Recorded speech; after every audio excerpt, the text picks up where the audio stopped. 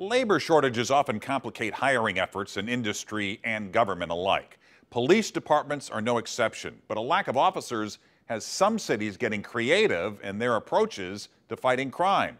Our political editor Mark Maxwell went to New Orleans searching for solutions. These streets have seen an awful lot. New Orleans is seriously battle-tested. Before a dramatic reduction in violent crime in the early 2000s, we were the murder capital of the world. New Orleans Police and Justice Foundation Board Chair Elizabeth Bowe said previous chiefs delivered dramatic results. And they turned crime around within a couple of years. It was an amazing turnaround. Then Katrina hit. After the floodwaters receded, crime filled the streets, and a shrinking city had fewer officers left defending it. That high water mark was 1,600. We have just over 900 cops. Journalist Mike Pearlstein told us that when the city was facing budget shortfalls, former Mayor Mitch Landrieu bucked his own police chief and put a freeze on all new hires. It's very hard to get the pipeline of officers flowing once you stop it. What happens when you have fewer police to handle emergencies? Your response times skyrocket. Officers are swamped with more calls than they can handle. It's a crisis. Response time shooting up to the longest in the country. It's a crisis. Under duress from a depleted department, leading to disastrous response times from police in emergency situations, New Orleans finally said, there's an app for that. This app allows anyone to send in 911-style alerts, complete with pictures and specific complaints to emergency responders, with their precise location, cutting down on tense early moments when an emergency breaks out. And if no one's around to capture that crime on their smartphone camera, my cameras are hooked up to the real-time crime center. Your residential cameras? Yes, you can do private cameras. So if anybody calls 911 within a 100-foot radius of my house, it activates them, it sends an alert to the real-time crime center to start looking at my feed. A nonprofit foundation pays to install high-definition cameras in high-crime neighborhoods. It's just a tool. It's a tool to help fight crime. It's the only thing that we can do right now that's going to help us until we get those numbers back up. These high-tech tools give police a wider coverage area, but there's still no replacement for manpower. That's when an idea was born.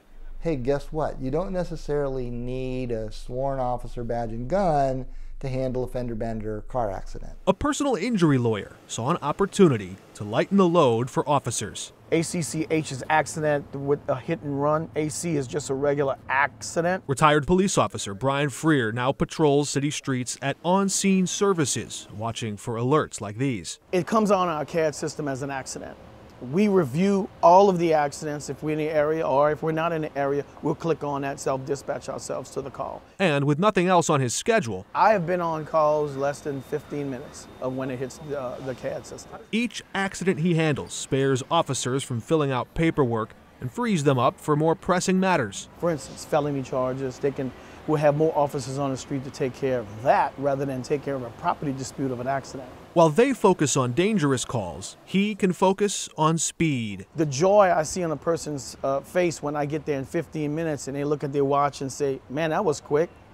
And then you get a secondary response when I've taken care of everything in 20 minutes. The new approach hasn't fixed everything overnight. If there was a single program or solution that worked like a charm in some big city, everybody would do the same thing. It would be a no-brainer. Hey, easy, here's the magic bullet.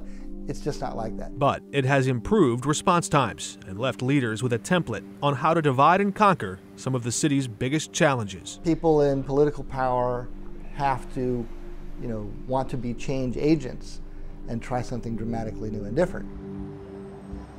Sharing the load was a common theme. We found workers wearing yellow shirts cleaning sidewalks in heavily trafficked corners of downtown New Orleans and handling social disturbances, steering people in poverty to find support systems. Time-consuming calls that would often occupy an officer's valuable time. Next week, we go behind the walls of those businesses on Bourbon Street and nearby and unlock one of their secrets to reviving vacant properties and preserving an aging city's historic appeal. It's not just preserving, but it's giving a life for the future, right? I mean, we could save a building and have it be, an artifact, but it's more exciting to take a building and turn it into something new while preserving it. Next week, we meet the architects giving New Orleans a facelift for the future while protecting its ties to the past.